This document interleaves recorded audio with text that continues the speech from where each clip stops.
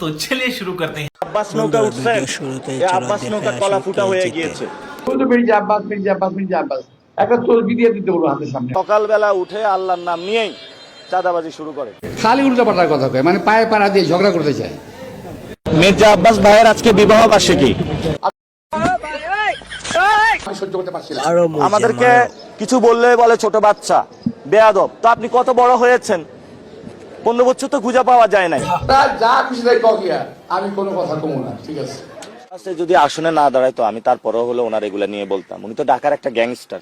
ঘুম থেকে উঠে মানুষ নামাজ কালাম পড়ে আল্লাহর নাম নেয়। একজন আছেন উনি প্রথমে আমার নাম নেন, এটা খুব খারাপ। रुको जरा सबर करो। না না, আমি সকালবেলা উঠে আল্লাহর নাম নেই। তার নাম জপ করে কি সওয়াব হবে নাকি? গুনাহ হবে উল্টা আরো। ভাই আমি আছি খুব ঝামেলায়।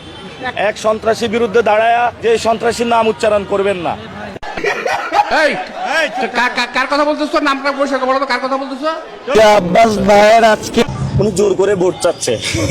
পয়সা যদি লাগে আমাদেরকে বল, আমরা চাঁদা দিলে দিব না, অসুবিধা নেই তো। দুষ্ট আছে, মির্জা আব্বাসের নাম বলিয়ে না, উনি রাগ করবে। একজন ছেলে পেলে বেরিয়েছে যারা বেয়াদবের জন্ম দিচ্ছে সারা বাংলাদেশে। আল্লামা মির্জা আব্বাস ঢাকা 8-এ চাঁদাবাজি করে। আমার বয়স তো কম হয় নাই, ওদের মতো ওর আমার নাতির বয়স না ওরা। এসব গুন্ডা মাস্তান চাঁদাবাজদের সাথে নির্বাচন করে নিজের মানুষ যাচ্ছে। মির্জা আব্বাসের দোষ।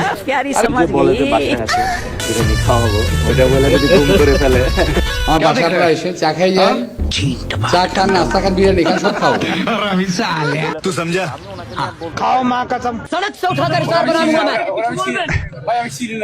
পরীক্ষার শেষে রিভিশন দিতেছি।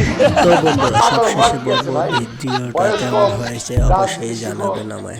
আগে বলবেন জানাবেন।